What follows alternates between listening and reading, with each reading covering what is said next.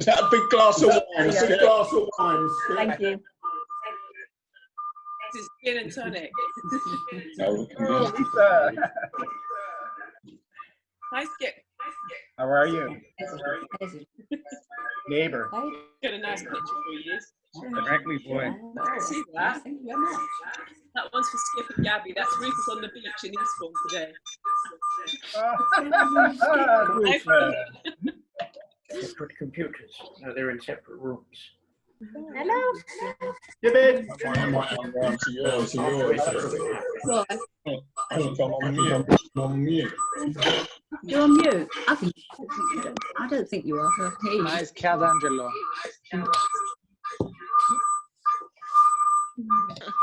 It's still getting an echo.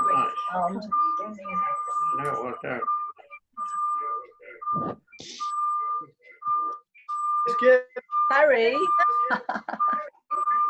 Harry's arrived. Hi, Harry.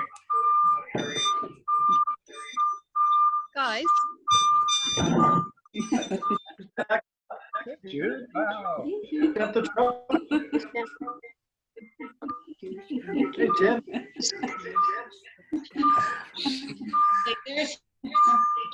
Skip, should we crack on? Okay.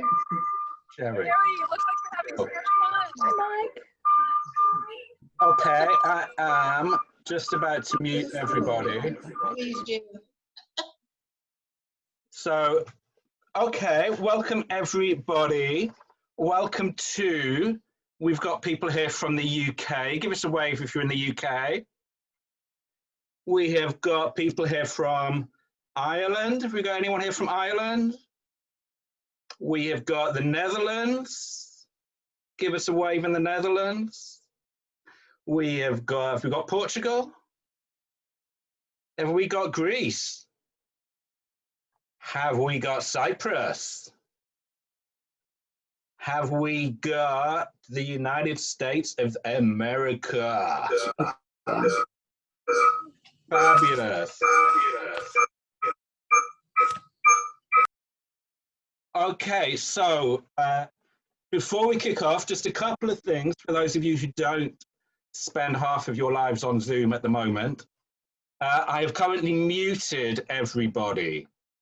That is so we don't get feedback, we don't get people's background noise. You can unmute yourselves later when we get to some questions, but it'd be really helpful if for now, everyone just stays a bit on mute. You can wave, you can clap very loudly if you think Skip said something amazing, but it just makes sure that with this many people, everyone can still hear a little bit. The other thing, for those of you who aren't used to Zoom, you have a choice of how you want to watch the upcoming event. In the top right-hand corner of your screen, you have an option of either looking at speaker view or gallery view. Gallery view is very egalitarian. Everybody will be on your screen in exactly the same size box. Probably, depending on what size screen you're watching on, could be spread over several pages. Speaker view means that whoever is speaking, you get them really big. So at the moment, that would be me, but for most of the next half hour, that would be Skip. It's completely your choice, but you might want to watch on speaker view so that you can see Skip properly as opposed to just one of a lot of little faces, but the choice is yours. Anyhow, let us launch a book. And obviously, to launch a book, we need a bookshop. So here we are in the amazing Livraria Lelo in Portugal. It's the world's oldest bookshop. The ghost of Skip is trying to join me here. Technology might not be our friend, which means one or both of us might need to race back to the UK at any moment. Skip, you probably need to race back right now. You're looking slightly spooky there. Anyhow, Skip's first book was called Just Go. Available from all good bookshops, £13.50, $15. It is about to be republished with the brand new title, Please Just Don't Go Anywhere at All, Please Just Stay at Home, which makes it slightly hard to launch a brand new book in these strange times. So what we came up with was the thought that instead of having a book launch somewhere, we would have a book launch simultaneously in 7 different countries simultaneously. Hopefully you've got something to sip on. If it was a real book launch, it would probably be a slightly warm glass of very cheap white wine. Marios has got a slightly warm glass of very cheap white wine there. If you're in America, it's probably coffee, because no one drinks in America anyhow, and certainly not before 8 in the evening. How this is going to work, obviously with so many people, we're going to be a little bit focused, otherwise everyone speaks at once. So I'm going to ask Skip some questions so that he has a chance to talk about his brand new book. He's going to read some extract from it. Then we will open the field up to questions from anybody else who wants to ask him something about writing or about this book, and we'll explain how that works nearer the time. Some of you will have read it already. Some of you won't have read it at all. You might be wondering about purchasing it, thinking, is this something I want to spend my pennies, my dollars, my euros on? The answer is yes. Hopefully the next half hour will persuade you even more that the answer is yes. So anyhow, with no further ado, I'm going to introduce the man who today is all about author, cook, journalist, business guru, world traveler, and one of the nicest, kindest people you could possibly meet. Can I introduce the polymath that is Skip Yetter? Thank you. Thank you so much, Pete, and everybody. This is overwhelming. I'm so deeply touched and moved that you would all take time out of your day to be here. Thank you. Thank you. So, brand new book. Yeah. This is what we're here to talk about today. It's a brand new novel. It is called A Reasonably Viable Marriage. It's going to take back £3.23 Kindle, $9.99 in the US. Just saying. A beautiful love story, memorable, surprising twists and turns, thought-provoking, tender, sometimes heartbreaking, a winner. They're not all Gabby's words. That's just some of the things that readers and reviewers have been saying about this book. So for those who haven't read it, Skip, how would you sum up the story? Well, there's two answers to that question. One is what's inside the book, what's in it, and one is what's it about. What's inside the book is a story of an 83-year-old man whose wife is institutionalized with Alzheimer's disease, and it's a retrospective on their lives. In many regards, a typical marriage with lots of peaks and valleys, challenges, some horrible, some funny, some poignant. And he's in a position of looking back on his life largely alone because she's slipping away from him. So it is it's a retrospective from his perspective on the things that matter most in life: love, relationship, closeness, intimacy. What's it about is it's really about a story of who's left behind, who's in a relationship that's often sometimes tragic, who's left to manage the rubble when things go off and when things go awry, and how difficult, and also how heartwarming, and what solace people can take in reminiscence and reflecting on 63 years of marriage. So, you know, to many people, one of the people on this call, my dearest, oldest buddy, Paul Golden, said he was surprised at how much he loved the book, because, you know, when you tell somebody in an elevator speech it's a book that's written around the subject of Alzheimer's disease, it's not exactly an upbeat, motivating tone for these times, but it's really not about that. It's really about hope and positivism and potential and the beauty of a human relationship well lived. Thank you. It is. It's a love story at its heart. A love story that spans nearly 70 years between Ben and Belinda, who first meet during high school in a small Ohio town. So we're going to hear a short extract right from the start of their relationship. Two high school students who had half an eye on each other. Over to you, Skip. Thank you. So this is in the early going when they first met. Brenda was chestnut-haired, lissome and soft-spoken, not extraordinarily beautiful, but striking in a way some of her friends likened to Jane Wyatt. Her soft curls framed a slightly rounded face and dark brown eyes that to some appeared harsh and unforgiving, but to Ben revealed intelligence, wit, and strength. Brenda was protective of her secret agenda to outstrip her parents' goals for her, revealing her innermost opinions, wishes, and dreams to select a few, most notably Ben. Hers was a guarded, calculated existence with two objectives: to achieve more than her parents envisioned and to get out of Bedford Heights. Ben and Brenda cast awkward glances at one another in junior high school, and months later they finally spoke to one another at a high school dance. They foxtrotted and waltzed at the 9th grade prom, gangly Ben all arms and uncontrollable feet, Brenda in a cautious whirl of yellow taffeta, tolerating the unpredictability of Ben's gyrations while deftly avoiding his oversized feet. After several dances, many furtive glances, and awkward moments over trips to the punch bowl, they officially became a couple, with a terse reply from him and an even terse query from him and an even shorter reply. Want to go out? Sure. I love that. I love the uncomplicatedness of just sure. So that's a beautiful, evocative introduction to the two central characters. Tell us a bit more about Ben.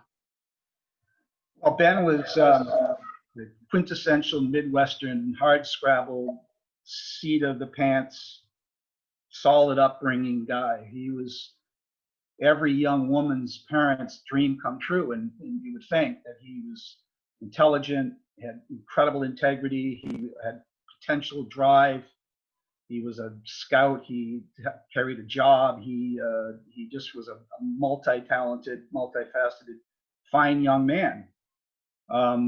Now, you would think that a guy with that sort of pedigree would be well received into anyone's family, but he had the misfortune of falling in love with a young woman whose father was the mayor of this miserable little Ohio town, and who viewed Ben as just unsavory and unworthy of his daughter. So that sets the tone for the conflict of the book, that Ben is forced into this uncomfortable position of having to justify himself and prove himself to a man who just will have nothing of it.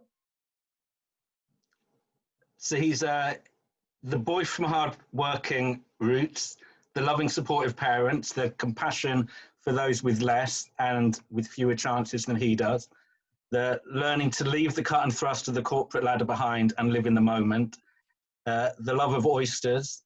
How much of you is there in Ben? Probably a lot. There's a lot. I think anybody who writes for a living, you delve into two things: your treasure trove of your personal experience, and then what you see. And I think we'll talk later on a little bit about some of the observations that I've been able to make in traveling and just having the time and luxury to watch people and observe and basically lift their experiences and translate that into some prose to give context to the human condition. But there's a lot of me in that. I certainly identify with his upbringing. I was fortunate to have the same upbringing and also the view of life. That sort of, you get back from life what you put into it perspective is clearly one that I embrace. And so tell us a bit about, there was a moment on a train in Italy, I believe, which was one of your inspirations. Yeah, there were two inspirations for this book. The first I have to just touch on briefly was my friend Win Tuan Nip, who was an elderly Shell Oil retired executive that Gabby and I bumped into in a park in Saigon. I think it was 2011. We were out walking. It was hot. I sat down on the bench. He sat down next to me. We struck up a conversation, and it evolved into a relationship that lasted until he died in 2016. And he was a philosopher. He was a thinker. He was a family man, and his writing inspired a lot of the vows that were in Bible marriage, and a lot of the inspiration for the fundamentals of their relationship came from Yep. The other influence was, quite by chance, as things happen. Gabby and I were on a train in Italy, and we stopped at a station somewhere. I don't remember where it was. We think it might have been outside of Florence. And as we sat at the station waiting for people to come on and off, I looked to my right, and there was an old man walking along the sidewalk, and he had a brown trench coat on, and he was hunched over. And Pete, he looked. That's what grabbed him when I saw your photo on Facebook. It looked just like that image of that man walking on that day. And as I watched him, I could see him making his way slowly with a cane along the sidewalk, and his objective seemed to be this low institutional building set on the side of a hill. And I just sat there watching as long as we were at the station, and it just came to me that, you know, perhaps this was a man who's going to visit someone, and perhaps that's a care home or a hospital, and that's his daily trek, is walking up this hill in solitude. And it just, I sat there with my cell phone tapping away, making notes, and that's what gave me a lot of the images to put Ben through in this, you know, 67,000 word marathon. It's brilliant. I love that. It's one of those moments that as a writer you observe, and then something completely spirals off, and you end up with a novel from it. Let's talk about Brenda. Brenda kind of fascinates me because she's a woman who wants to break from her father's expectations, but other than actually choosing her own husband, she never, to me, seems to fully find herself or her place in the world, and then the world slowly slips away from her. Tell me a bit about Brenda. Where did she come from as a character? What made you want to write about her? She's really sort of a hologram. There isn't really a model for her. You know, I will say that the strength and her strength of character and her courage come from the women that I'm blessed to have in my life. My wife, my two amazing daughters, my three sisters are all, my mother was, for any of you who knew my mom, just incredibly strong women. So it's easy to draw on what I've seen in women around me throughout my life and friends, many of you on this call. And, you know, pattern her character after those traits that I admire in women, that determination, that courage, that unwavering commitment, that honesty, that really appealed to me. So she's a little bit of a hologram, a combination of different characters and personal observations. And for me, the third character who is full of beautifully drawn characters. But for me, the third character that really stays with you after this book is Brenda's father, who is the mayor of this small town. Yeah, talk to us a bit about him. Where did he come from as an inspiration? Well, he's a recurring character in my books. He made an appearance in Rylertown as the contemptible, racist, horrible mayor, because I used to report on the contemptible, horrible, racist mayor of Holyoke, Massachusetts. I just wrote a blog post yesterday about it, with, you know, putting into context some of the horrible things that are happening in the United States right now. But, so yeah, the mayor, who anybody who reads the book will notice doesn't have a name. I refused to give him a name in the book. I let him remain nameless, just because I thought that was the perfect way to dismiss that kind of person, was to never give him a physical name. But yeah, he was very much, I won't name the person that patterned to that, because you never know, but very much a person that I came to know and loathe when I was many years ago a reporter in Holyoke, Mass. But he's very powerful, and the effect he has on their lives right the way through all the years that we follow them through, right up towards the end, and how they finally find a way to deal with that presence in their lives. I'm not going to say any more, but it's beautifully dealt with. No, thank you. You know, I wanted to have a twist where, you know, I think the human spirit needs to have release at some point. I think that we all need hope. We all need to see there's a way out of challenges. You know, I think that's a poignant message for right now, of course. But, you know, to leave that unanswered and to leave that unresolved, I think would have been, you know, done a disservice to their characters. And so I wanted to have some sort of a resolution of that conflict that was a creative, final, in your face. And it struck the, I won't go into detail because I don't want to spoil the moment, but yeah, just stop. Thank you, Pete. It's great, and you kind of don't see it coming. It's got some great twists in the book. Let's talk about themes. There's many themes that run through this book, but the central one, I think, as the title implies, is marriage and what it means to marry someone and to promise yourself to someone and the vows that you make. What I'm interested, what is it that made you want to write about marriage and about the difficulties and the challenges of marriage? Well, a lot of the impetus for that came from conversations I had with Yip. We would sit, as you know, you met him, Tim Lundigan, if you're on this call, you met him, Kirsty, you met him. He just had a depth of, I don't know, there was a depth of wisdom and kindness in him that he loved to talk about things that made his heart sing and filled him with joy. And his wife and his marriage and his family was number one. So a lot of the impetus for that focus came from that. But I also think that marriage is a great subject to pin the conflict of a novel on, because it's just ripe. It's just, ripe for picking. There's lots of, it's kind of the center of a wheel, with all those spokes coming out from. There's lots of points of access. There's lots of tests. There's lots of opportunities to go wrong and to be tested. And it's just a matter of having a vivid imagination and some experience, I guess, to dip into that. And I think it's a fascinating subject. I think, it's an institution that's, certainly changing and certainly under some pressure. So, I think it's a really interesting subject to look at. And their vows, Ben and Belinda's vows Ben and Brenda's vows are at the heart of their journey. Trust, honesty, fidelity, openness, acceptance, partnership, and commonality of purpose and values. So my question is, are his vows your vows? And which of those would you say the most important, and which is the hardest? Maybe you should ask Kat. Yeah, I think they are. She's just laughing. Yeah.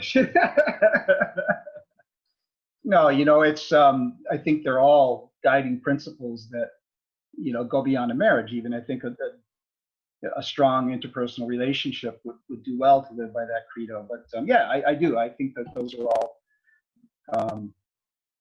perfectly viable, elements of a sound marriage. Which is most important? Pick one. You could pick one and just elucidate for hours on it, but certainly trust. Gabby and I have I think, a unique relationship. That we're such a two-headed hydra of purpose. That everything we've done in the last 15 years has been because we're precisely on the same page in a big picture. And there's been a lot of change, and we've traveled a lot of miles and been a lot of places, and with complete and absolute unanimity and joy, because we have commonality of purpose. So that's an important one that we talk about a lot. So, but as I say, I could pick any of those and go on, but they all came from just looking at my bookcase in here, thinking about scooting over and grabbing a copy of this book, but it's in Vietnamese, so it wouldn't make any sense, but it's lifted right from one of his books.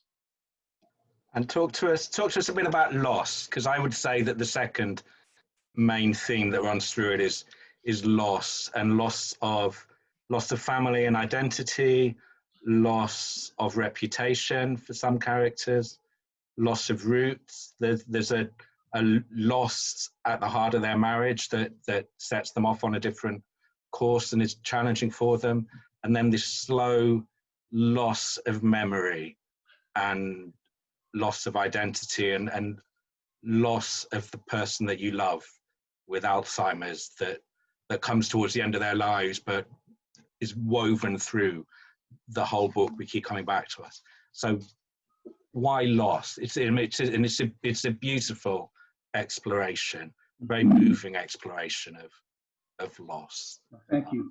Yeah, and the truth of it is, a lot of that I drew from personal experience. My mother, who many of you knew, suffered from memory loss, and her deepest fear, her worst fear, as she neared the end of her life, was that she would lose her memory and lose her ability to recall and to interact with people on an intimate basis based on common history. And at the end of her life, she'd moved into a care home in Western Massachusetts, and she had very serious short-term memory loss, and the diagnosis wasn't great for long-term. And one of the saddest things about her moving into that home, and there were many, many blessings, but was that the only place that was to her liking was on the same floor as the Alzheimer's unit. So it was a constant reminder for her of what likely waited. And I had lots of conversations with her over the months she was there about that, and what a looming threat she viewed that as, and how it terrified her. And so I'm able to tap into that pretty easily because my mom and I were very, very close. I can tap into that and access that on an intimate level pretty easily. So that's that sense of, of threat, I think I tried to pick up and carry into the book.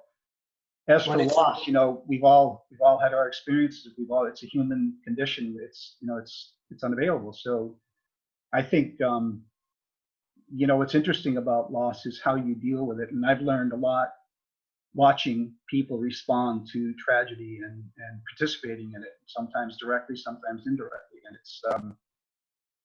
it's a reaffirming element of human capacity, I think. It's how people can respond to severe tragedy. And it's humbling and it's really instructive. And if you pay attention, it can really be a source of hope and inspiration too. So I tried to weave some of that into the book too, and give them that strength of character that allowed them to deal with their challenges and process it in a productive way, even though the choices they made around their decisions certainly caused them some pain.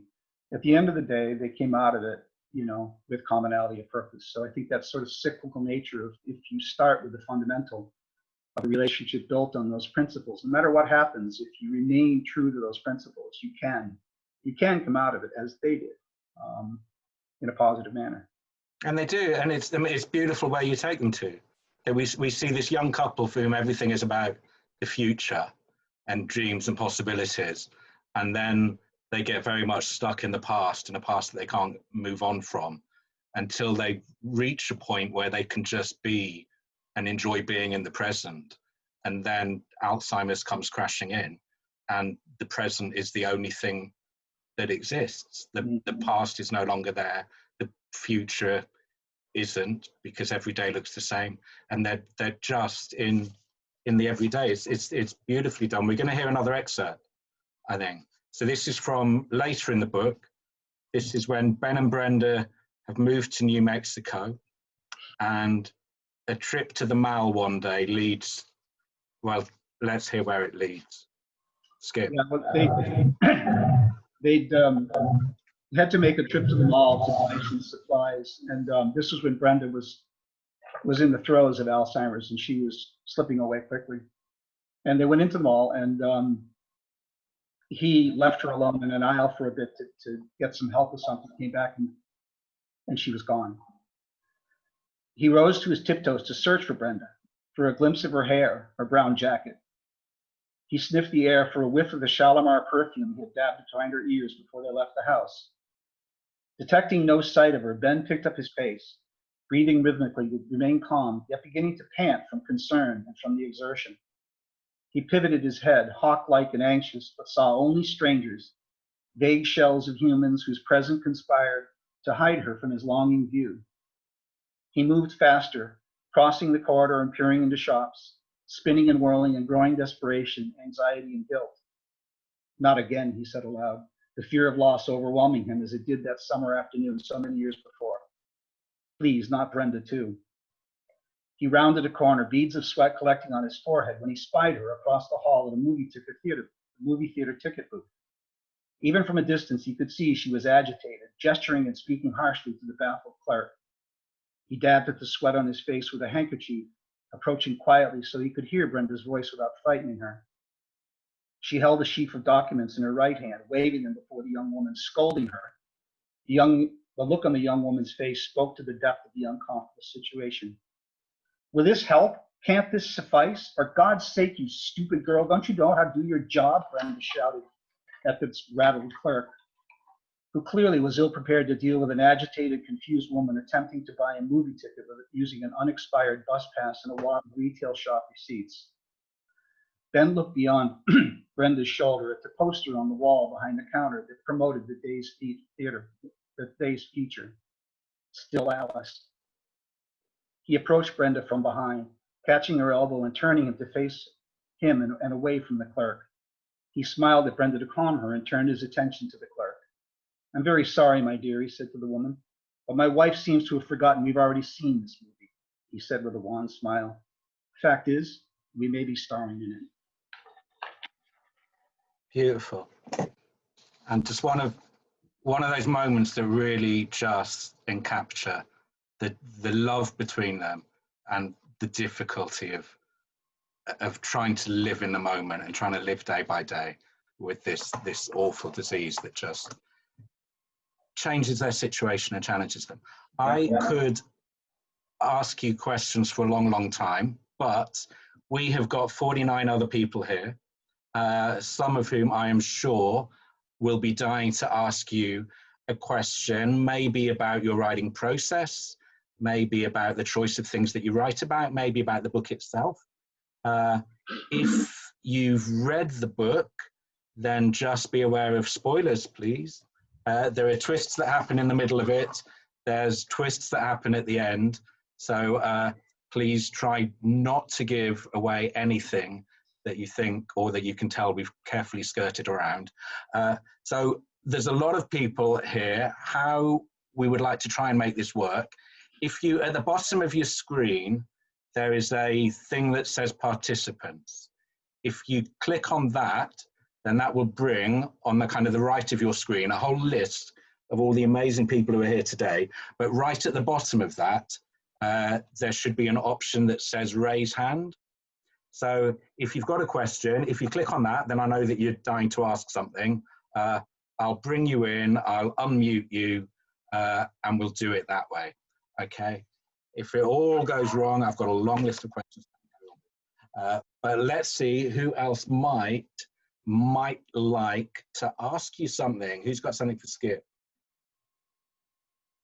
I've got a question from Mike Shepherd, which is, tell us about the name of their hometown, Bedford Heights. Any conscious connection to Bedford Falls in It's a Wonderful Life? Yes, Mike, only because you suggest so. No, I really, I picked a fictitious name just because I didn't want to, cause any difficulties if I was going to characterize it, the mayor of a small Midwestern city. But no, I suppose subconsciously, Bedford Heights would look a lot like Bedford Falls. That's a good question. I really hadn't thought of it, and leave it to you to point that out. But yeah, one of my favorite movies, and certainly Ben has a lot of similarities with George Bailey. That's great. Anyone else? We have got a question from Robert Haverkamp. Let me, if I can't unmute you, you might need to unmute you. Can you unmute yourself in the bottom of your screen, the bottom left? There you go. Ask your question. It's actually not Robert, it's Kathleen. Skip seems to have a lot of B's in the book. It's Bedford, it's Belinda, it's Ben, and it's Brenda. So where'd all the B's come from? Good question. Where do all the B's come from? Well, I'm a simple guy, and I haven't gotten that deep into the alphabet, I guess. So I guess maybe I'm a fan of alliteration. I don't know. No conscious and no literary gem to share there, Kathleen. You're absolutely right. Yeah. I like that. A lot of B's. The next book will all be about the letter C. Yeah. Tony, we've got a question from Tony. Hi, Skip. It's Tony Flood. As you know, my wife Heather and I are fellow authors like you. Now, with my latest book, Stitch Up, it's taken me so many attempts to get it right. And even when I thought I'd finally got it right, I found something else. Has there been times when you actually thought you'd finished the book and this is it, and then you've changed it yet again and again and again? What a brilliant question, Tony, and only from someone who's been through the process would fully understand the complexity of the answer. Yeah, I mean, this was 9 drafts even now, I open it up, I read it, and I cringe because I see things that I would like to perfect. I may go back and change some things. I may do some more editing because there are things that I see that I could do better. And the truth of it is, it's a little bit even more complicated than that. Is at one point, as Gabby knows fully, I was prepared to walk away from this. I was really frustrated with it. I wasn't happy with it. I didn't think it did honor to the subject. I didn't think it did honor to Nip. I wasn't proud of it. And I took, I think, 6 weeks and just left it sitting. I didn't touch it. I didn't really even think about it. And something I think, Jude, you're on this call. We were part of a writers group in Lewis that really helped me fall in love with the subject matter in the book again. And I think led to 2 or 3 more drafts after that, Tony. So yeah, you know, it's never done, is it? I mean, anything you write, I mean, even now I look back on things that are written years ago and see how flawed, deeply flawed it is. I suppose that's our lot, isn't it? Yeah, well, Heather's a perfectionist and she keeps changing husbands, so I've got no chance. Well, maybe she's got it right finally, Tony. You never know. Thank you for the question. We have got one last question. I had one hand raised from Justinas iPhone, and I don't know your name, but now your hand's gone down. Do you still have a question? Yeah, do you still have you got a question? Yes. Hi, Skip. It's Alessia. Hey, Alessia. Hi, honey. How are you? I'm great. Great to see you. Sorry I missed your shower. Oh, that's okay. Can you see me? I sure can. I want you to meet my. I'm not going to steal the show for long, but I just want you to meet my fiance Ben. Hi, Ben. How are you? Hey, congratulations. Thank you. One day we'll meet in person, eh? Definitely. So Skip, I just wanted to ask, I guess, how the writing process changed between Rylertown and this book, and you know which one was more challenging, if you find it getting easier, and also if you have any ideas for the next book. Wow, great question. Thank you. Yeah, you know, I long ago decided I didn't want to be a sequel author. I didn't want to write a series of, you know, okay, here it comes again. I do have plans to write sequels for Rylertown because Jake Ketcher is, you know, sort of a young, energetic me, the young, you know, energetic reporter. So I do have plans to write something there. But I think this book was more challenging because, you know, Rylertown honestly was more autobiographical, and I just dug into what I lived through as a young reporter and the experiences and everything, you know, around that part of my life. So that was pretty easy, you know. An interesting comment relative to this question is the other day, my mother-in-law, Gabby's mom, who's reading the book, which is the ultimate acid test, trust me, said she liked it, first of all. And she said one of the things she liked about it didn't sound like me. And she said Rylertown was obviously me. This doesn't sound like me. So that's, you know, a challenge that I wanted to try to develop and embark on, is to adopt a tone and a language and a behavioral style that really wasn't at all me. So I'd say this was a bigger challenge that way. As the other part of your question is what's in the works, is the next novel that I'm working on. I've got probably 35 or 40,000 words down right now.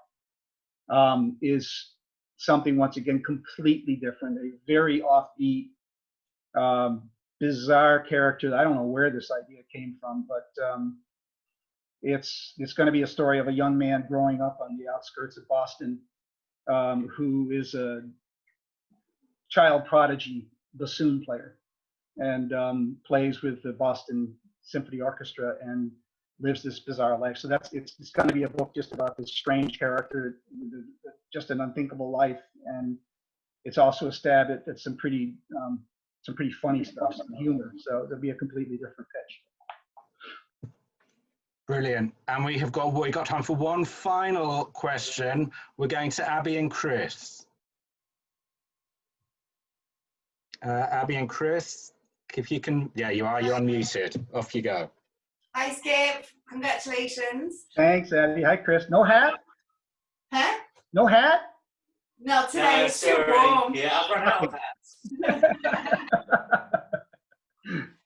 So my question, you talked about the influence that your Vietnamese friend had on your thinking for this book, and you've obviously travelled quite a lot. And I wanted to know whether you think that the themes of kind of love and loss of marriage are universal entirely, or if there are differences around the world. Interesting. I think there are profound differences, as you know. We all, both of us, the four of us, lived in a place where, arranged marriages were, still the norm. Nip's marriage was an arranged marriage. He even met his wife when he married her. So love very much grew as an afterthought to their marriage of convenience. So his perspective on, the element of love as part of a healthy marriage was completely different than our Western notion of that, I think. Yeah, profound differences in many, many ways. I really hadn't thought about that, although he and I talked a lot about, I think Gabby, he met his wife in Cambodia, actually. It was interesting. There were two Vietnamese and they met near Siem Reap, I think. And his wedding photo was taken in Cambodia, and then in the traditional Vietnamese gowns and dress that they wore for their wedding. And he had this big photo of the two of them in his apartment outside of Saigon. So it's a very different perspective than what we might, how we got into our marriages. Sure. Great question. Thank you. Good to see you both. Thank you. Skip. We're running out of time. Well, so before we do, Pete, I have something I need to say. I'd like to say. Can I do one thing first, and then I'll hand over to you? Of course you can. Because all I wanted to say, everybody, if you have a glass or a coffee, something that you can raise, if not, just raise the tone by your own presence. And I just wanted to have a toast. Can you give 1 second? Gabby's going to open the Prosecco. We'll just wait for Gabby to open the Prosecco and then run around the world topping up glasses. Which is, are we there? Yeah, go for it. So I just wanted to say look, they're in the same room, amazing. Wonders of technology. One by one, we're all going to pile into this same shot and you'll realize we're all in the same building. This is to Skip and to the success of this fabulous book. If you haven't bought it, go out and buy it. It really is a great read. Raise your glasses to Skip. Thank you. Yay! One and all. There we go. Cheers. Go. And to Pete. Thank you. Thank you. Cheers. Cheers, mister. All the best. And to you. Well, I just have a couple things I'd like to say. First of all, I am, as I said at the opening, really touched and deeply moved that you all took time out of your busy days to join in this celebration and take part in something that really means a lot to us, me and Gabby. Gabby was a tremendous source of support on this, obviously read through every draft, was, a massive contributor to the project. Pete, the host of our meeting here today, thank you so much for everything you did to make this possible. I love the paint job you've done in your living room. The gold leafing is understated as would be expected. Nice touch.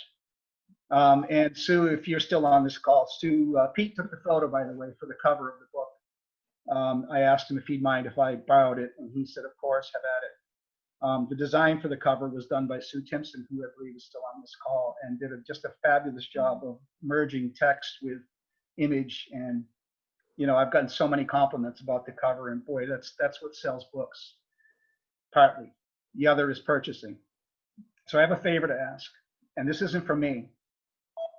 This is for an agency that Pete heads up, and it's an organization called Little Green Pig.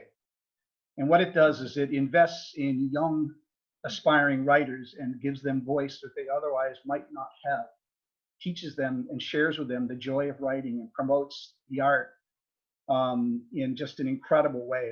We've participated in fundraisers with them in the past and big supporters. And so I've decided that the sales of books for the first 2 months are going to Little Green Pig. In your name, Pete, because of everything you mean to me and everything you've meant to this book.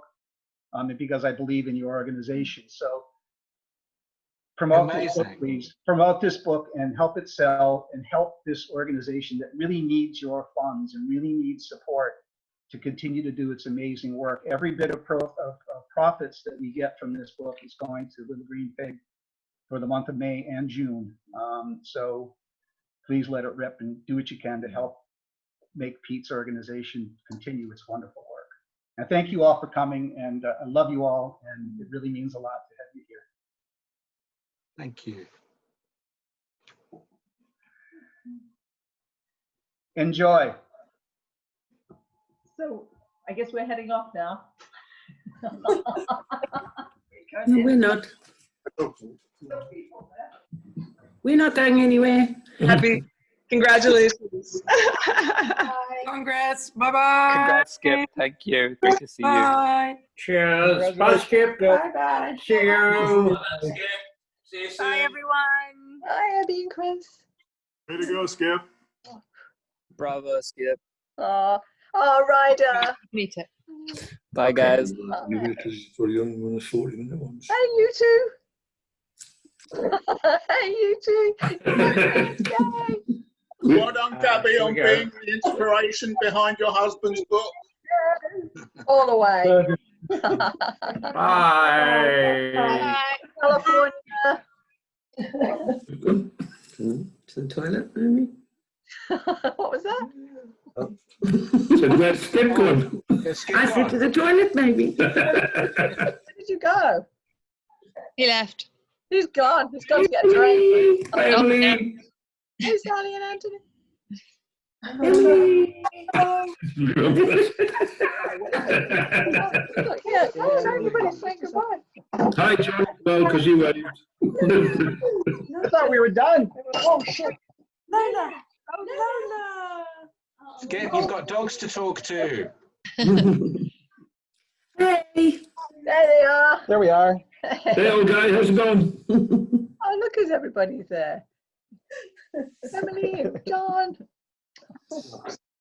Oh, there they are. Sally and Anthony. Wow, hey, hi guys. Hello, Eastbourne. Hello. Emily. It says there on her picture. Emily, unmute. Serena, look at your little one. I know. I was like, I'm not hanging out. F that. You guys can watch it. Oh, there. Hi. Oh, Serena. Hey, Kayla. Hi, guys. She's working on a puzzle. Hey, Kayla. How are you? Well, that was fantastic, by the way. Yeah. Thank you. Oh, hey, Emily. Emily, you're so grown up. I still remember the book you made me when you left Boston. Kirsty.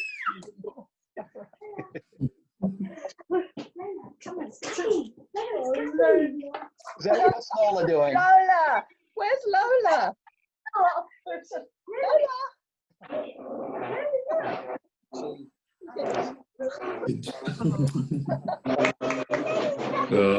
toilet. There's Lola. Sweet. Oh, me now. Look. Oh, look at your little girl, Serena. My God. I mean, this has been a rough week. Oh, yeah, I can imagine. Oh, yay. There's a promoter. Well done, Sally. Thank you.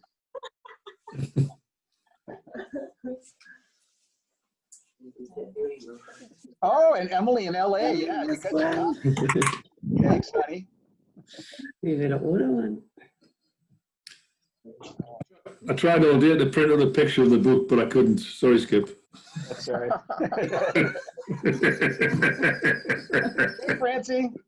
Hi. Polly. I'm so sorry to be late. Hi. Congrats. Thanks. I'm 10 pages in. Thank Yahoo! you. Wow. That's a screen grab. Yeah, that's a screen grab. Harry, where are you? You're Oh, you're floating. do you know, I'm with the astronauts. I was going to say, you're That's the place to be. Let's go. Out of this I want to be world. cool. Get out of the world. Yeah, completely. Oh, look at you. Bye, everyone.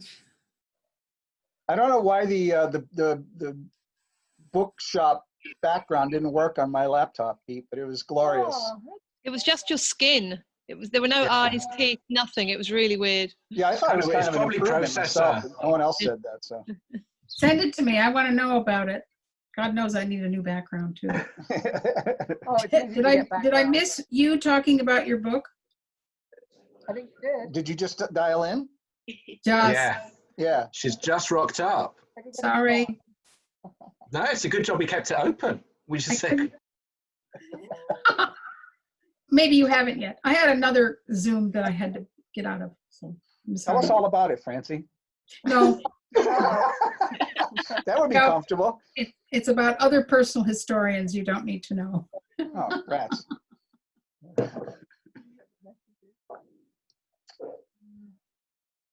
So that's that. Yeah.